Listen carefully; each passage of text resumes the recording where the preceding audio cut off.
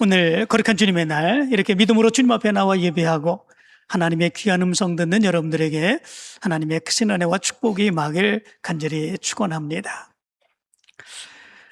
우리 믿음의 사람들은 정말 기도를 열심히 합니다. 하나님을 믿고 예수 그리스도를 믿는 믿음의 사람들보다 기도를 열심히 하는 사람들은 아마도 없을 것입니다. 그런데 정말 의심스러운 것은 기도하는 것만큼 기도의 응답도 믿고 있는가라고 하는 것은 생각해 보아야 됩니다.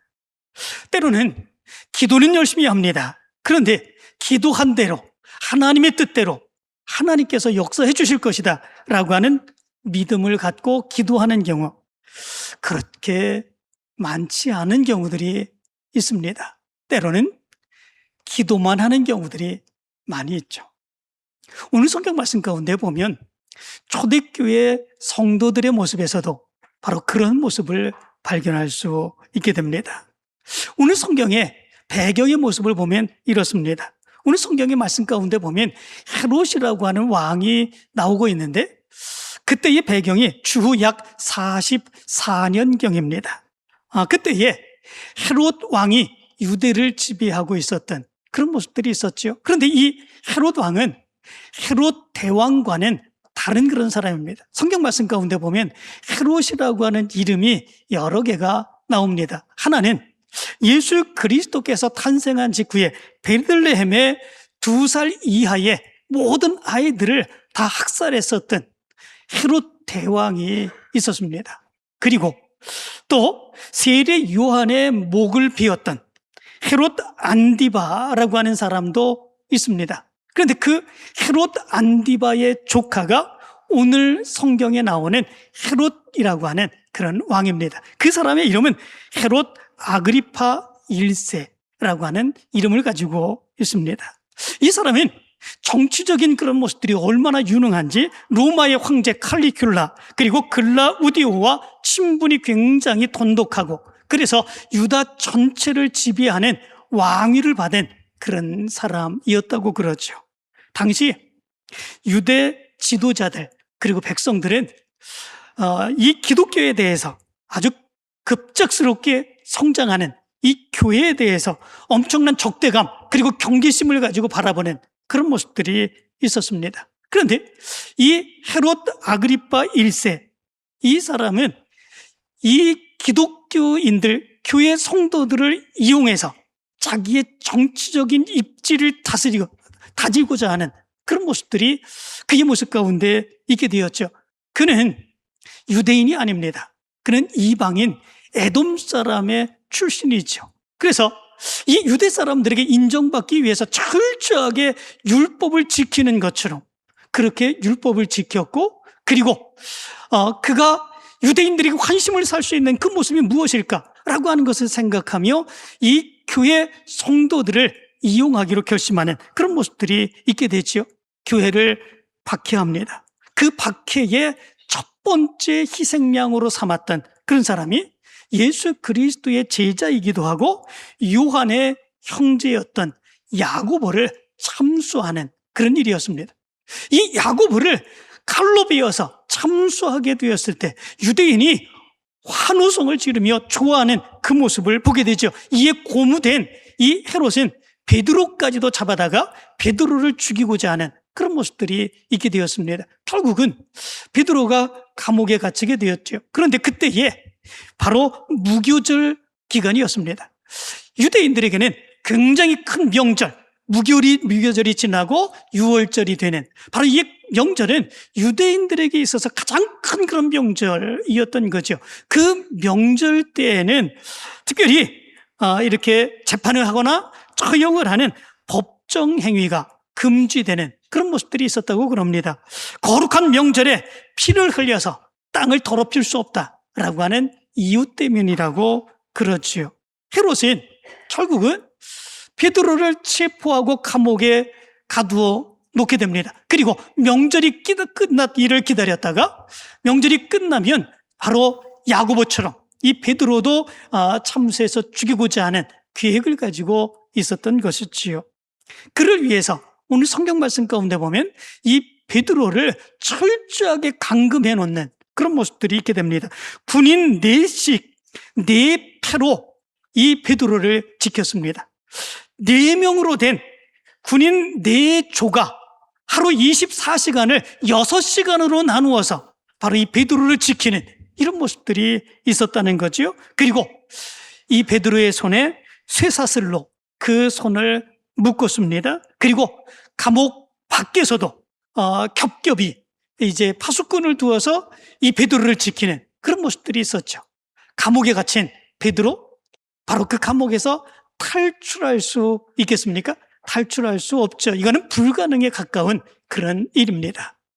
교회 지도자, 엄청난 지도자 둘을 한꺼번에 잃을 위기에 처한 그런 교회의 모습이죠. 야고보는 이미 참수되어서 처형이 되었습니다.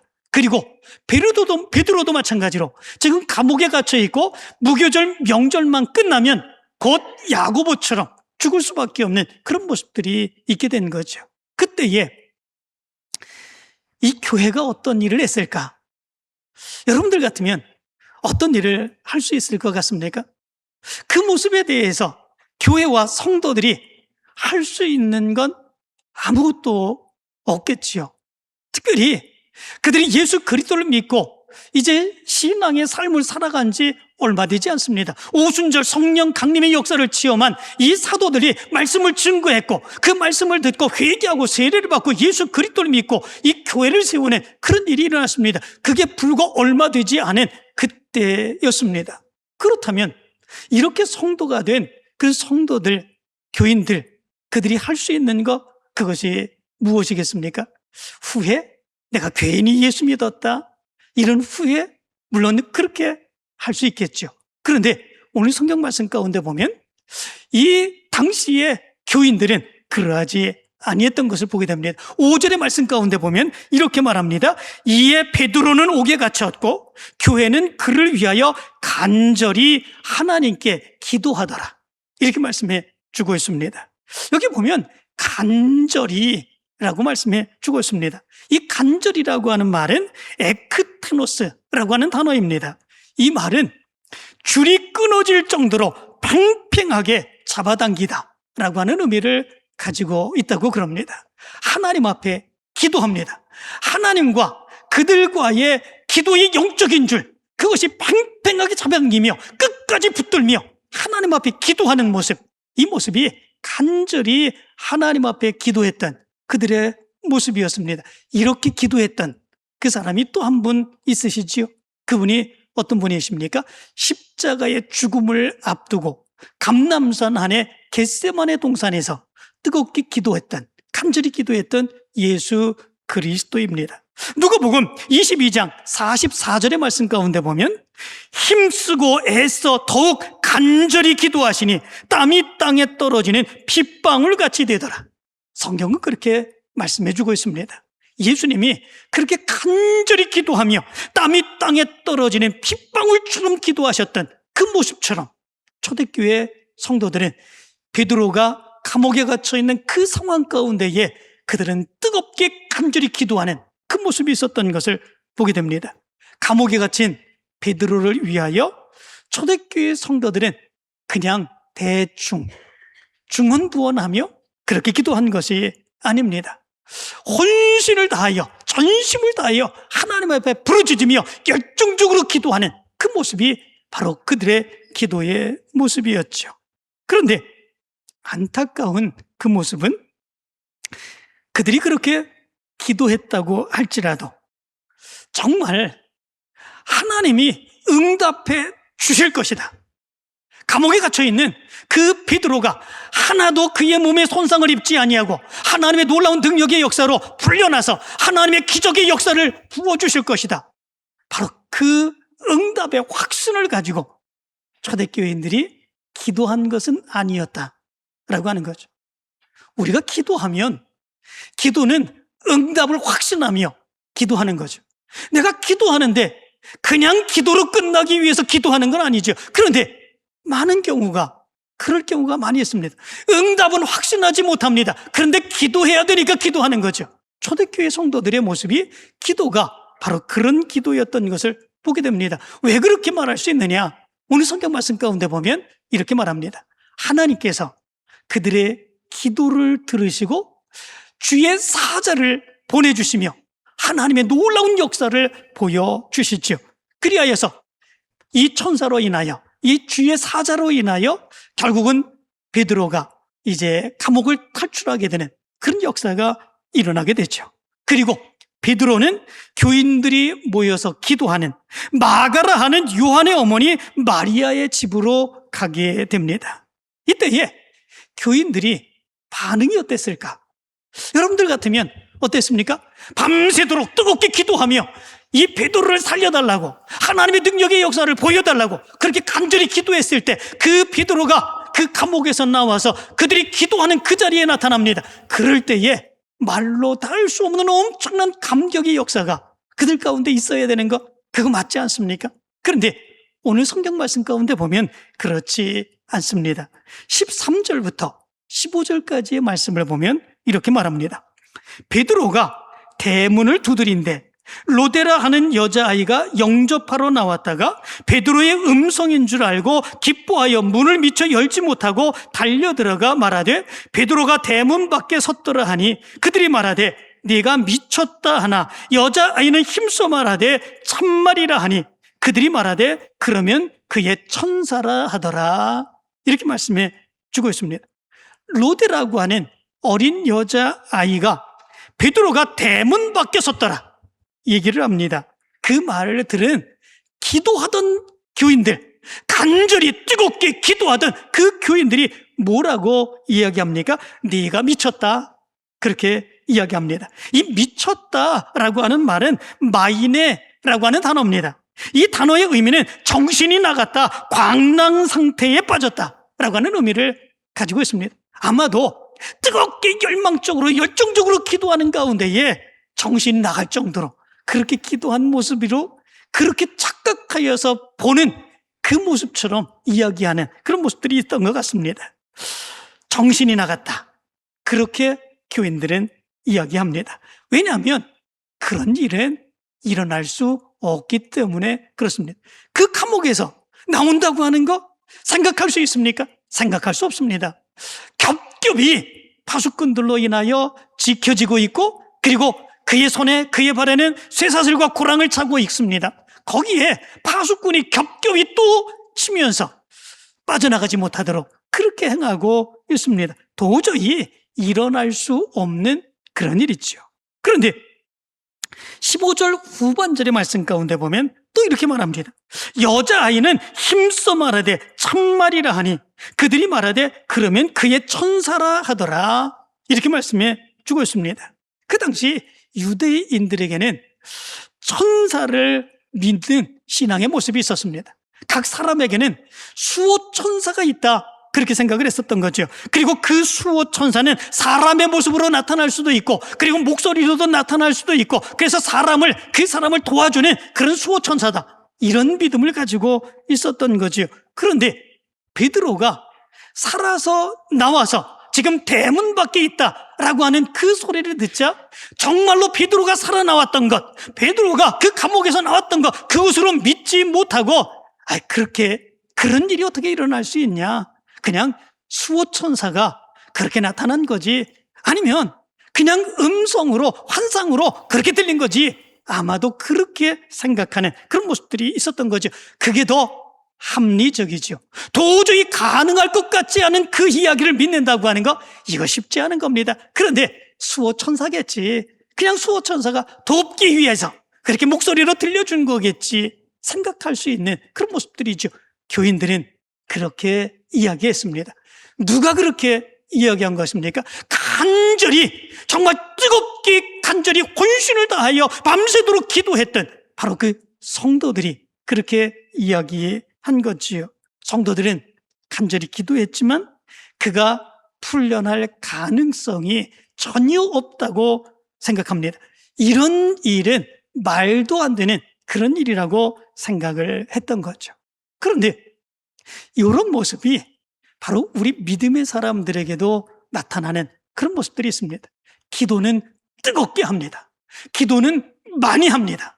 뜨겁게 열정적으로 기도를 합니다. 그런데 정말 내가 기도한 대로 하나님께서 역사해 주시고 그것이 이루어질 걸로 믿고 기도하는 그런 경우들은 때로 나타나지 않는 경우들이 많이 있습니다.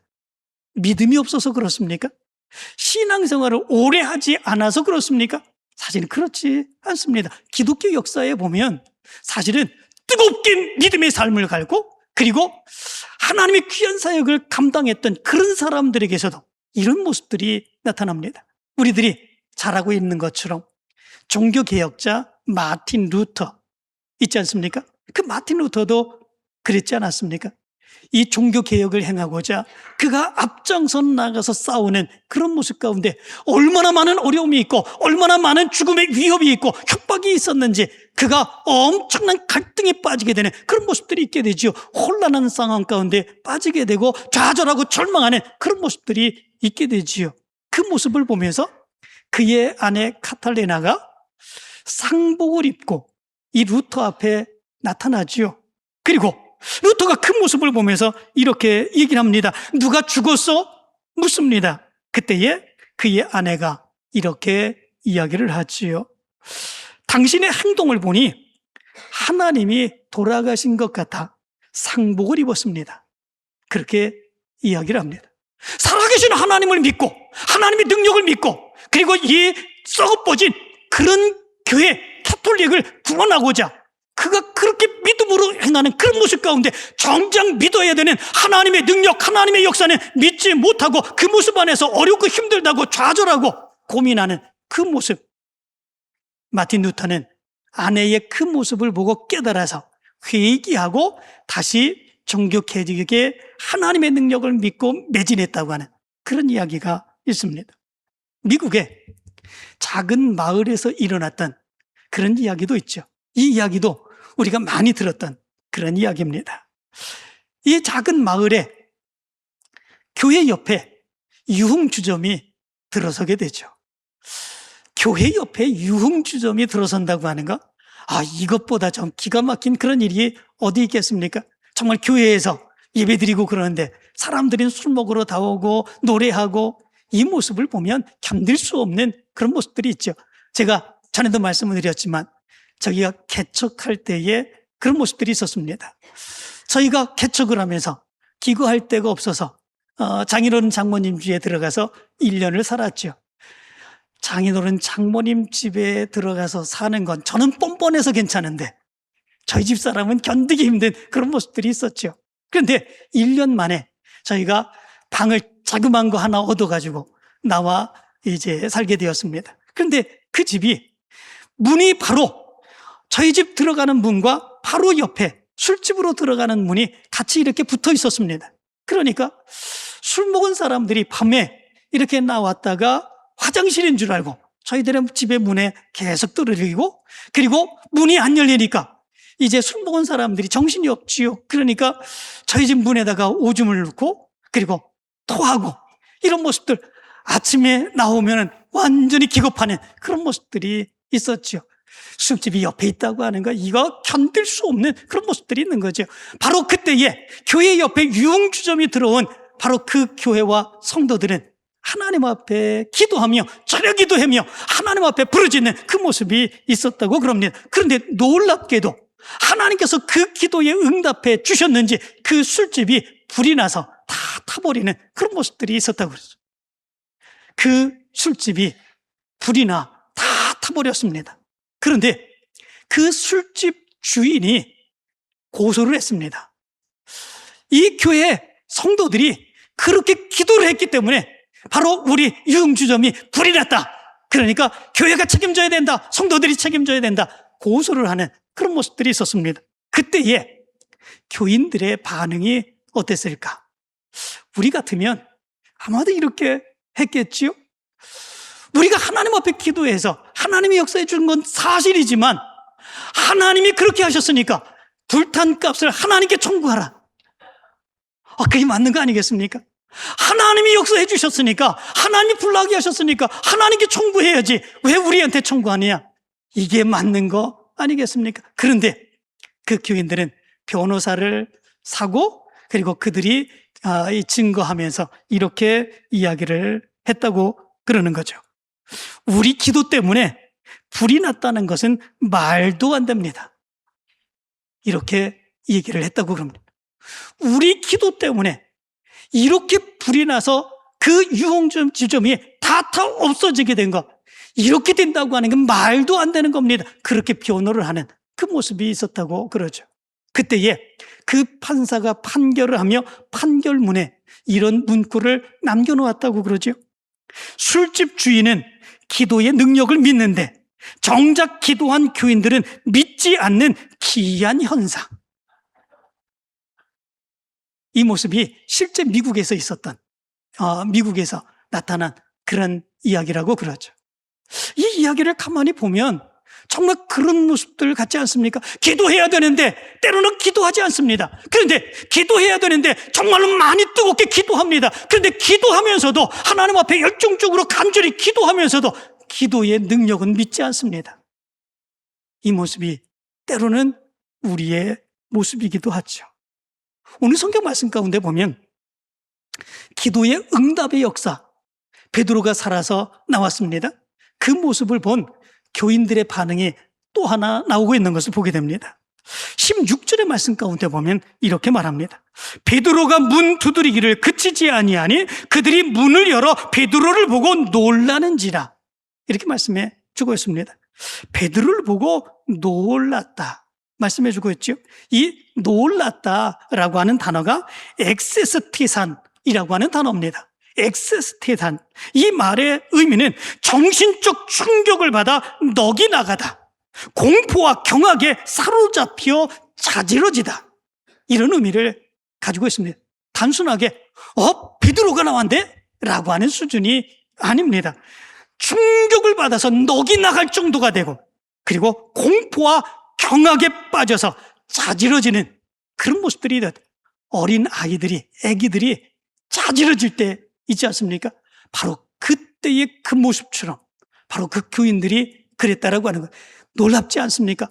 기도하며 하나님, 베드로가 나오게 해주세요. 베드로가 조금도 손상 입지 아니하고 나와서 하나님의 역사를 이루게 해주세요. 그렇게 간절히 기도했던 그 성도들이 베드로가 정말 하나님의 능력 가운데 나오게 되었는데 그 베드로를 보면서 자지러지듯이 공포감을 가지고 놀라는 이 모습이 있었다라고 하는 것이죠. 어떻게 이런 일들이 일어날 수 있을까? 이렇게 생각하는 그 모습이 있죠. 왜 그렇겠습니까? 전혀 생각하지 않았던 거죠. 그렇게 간절히 기도하는 그런 기도의 모습 가운데서도 정말 그것이 이루어질 줄로 전혀 생각하지 아니하는 그 모습이 그들의 모습 가운데 있었던 것을 보게 됐죠. 그들의 기도는 간절함의 기도였습니다.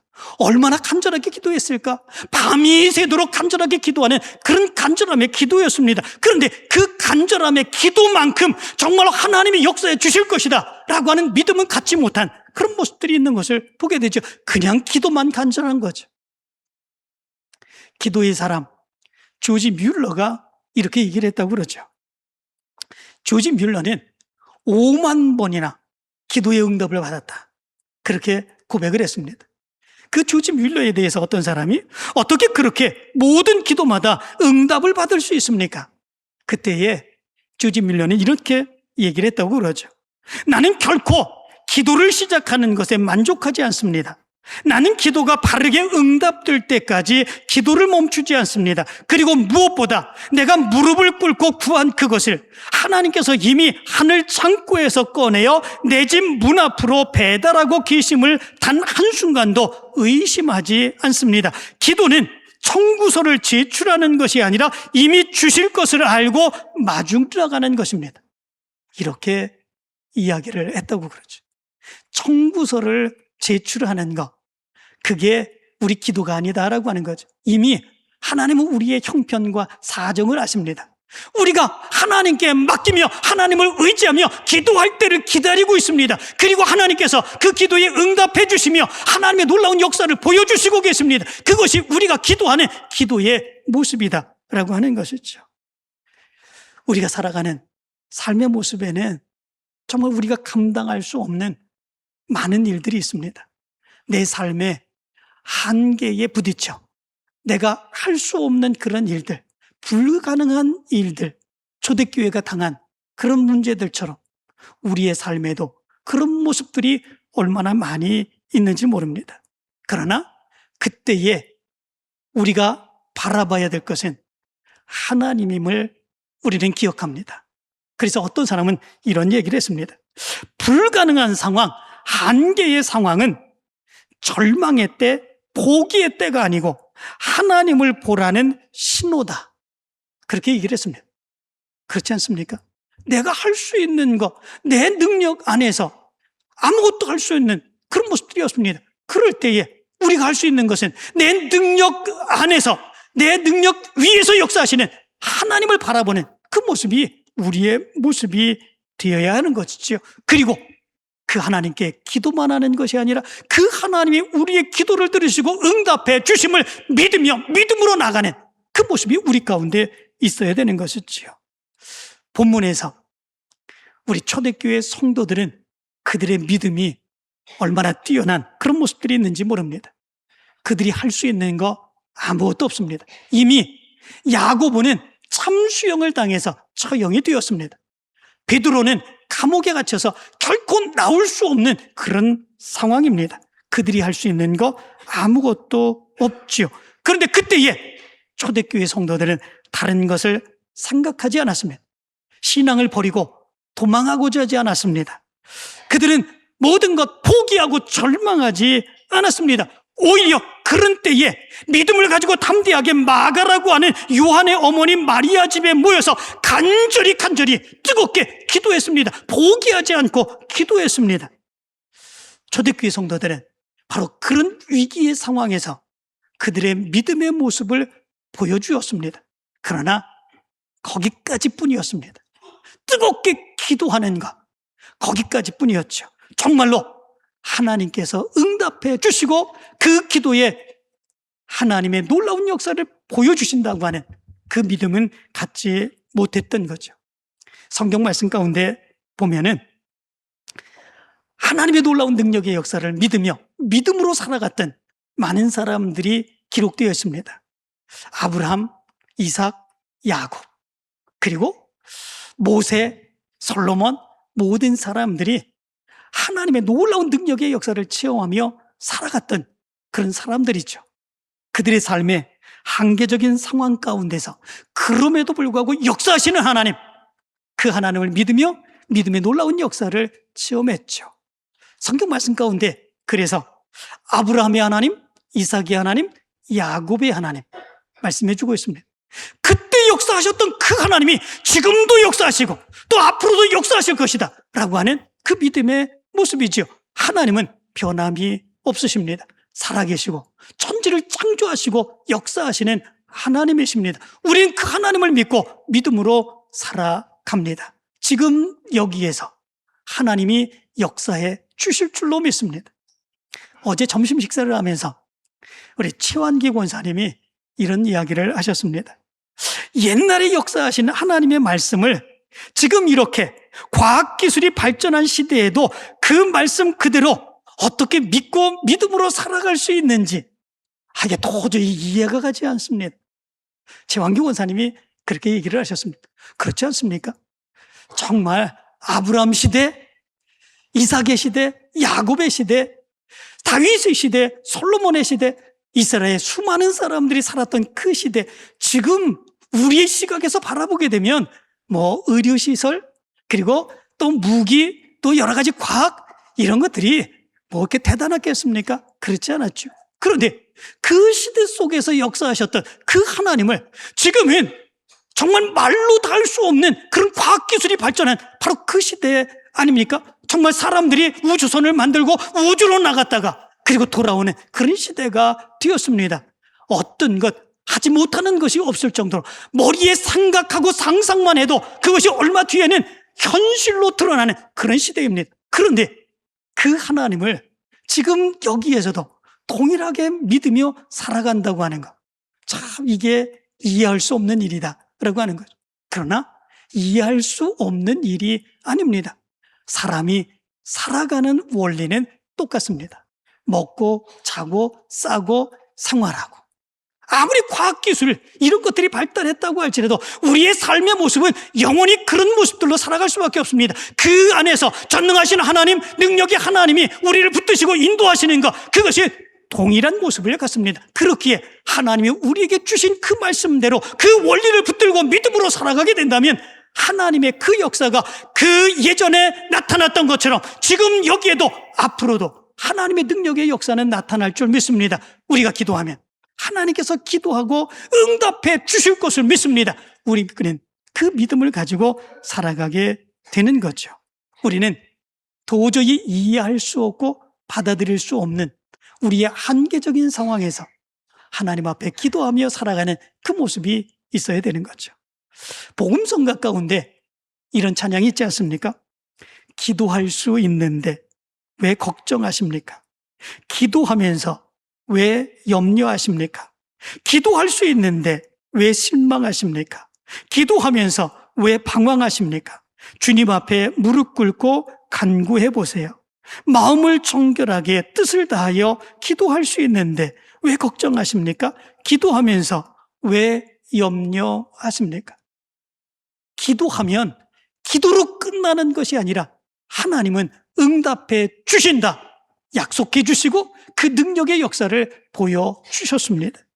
예레미야서 33장 3절은 이렇게 말합니다. 너는 내게 부르짖으라. 내가 내게 응답하겠고 네가 알지 못하는 크고 은밀한 일을 내게 보이리라. 응답하겠고 보이리라 분명하게 약속해 주셨습니다. 마태복음 7장 7절부터 8절까지 말씀해서 예수님도 이렇게 말씀하셨지요. 구하라 그리하면 너희에게 주실 것이요, 찾으라 그리하면 찾아낼 것이요, 문을 두드리라 그리하면 너희에게 열릴 것이니 구하는 이마다 받을 것이요, 찾는 이는 찾아낼 것이요, 두드리는 이에게는 열릴 것이니라 분명하게 말씀하셨습니다. 하나님은 기도만 하라고 얘기하지 않았습니다. 기도하면 응답해 주시겠다고 말씀해 주셨습니다. 우리 믿음의 사람들은 기도하며 기도의 응답의 역사를 믿으며 믿음으로 나아갈 수 있는 그 모습이 우리 가운데 있어야 되는 줄 믿습니다. 이제 여러분들의 기도에 응답의 확신을 담으시기를 간절히 축원합니다. 그리고 응답하실 하나님을 믿고 하나님을 찬양하며 믿음으로 달려나가게 되기를 간절히 축원합니다.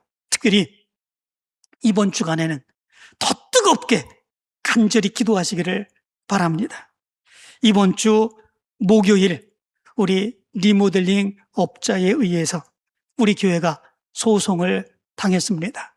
우리 교회는 모든 것 계약대로 다 지불했습니다. 정말 우리 교회가 얼마나 잘해주었는지 모릅니다. 그들에게 다른 사람들처럼 다른 데 리모델링 건축하는 그런 곳처럼 잔소리도 하지 않았습니다. 정말 선하게 또 요구하는 대로 다 주는 그런 모습들이 있었습니다. 그런데 돈을 더 달라고 요구하는 이런 상황 가운데 있게 되었던 거죠. 하나님은 아시는 줄 믿습니다. 왜 이 일을 하나님께서 일으켜 주셨을까? 그것은 우리로 하여금 이번 기회를 통해서 기도하라고 얘기하신 기도의 사인이 아닌가 이런 생각을 합니다. 정말 우리 교인들이 교회를 위해서 얼마나 기도를 하지 않으면 하나님이 이런 사인까지 보내실까 이런 생각을 해봅니다. 그렇지 않습니까? 교회를 위해서 여러분들은 얼마나 기도하셨습니까? 이제 이번 한 주간 여러분들이 정말 초대교회 성도들처럼 간절히 하나님 앞에 맡기고 기도하는 여러분들의 기도가 되기를 원합니다. 그리고 초대교인들에게 없었던 하나님의 기도의 응답의 역사가 분명히 있을 것을 믿으며 확신하며 믿음으로 달려가 하나님의 놀라운 역사를 보게 되길 간절히 축원합니다.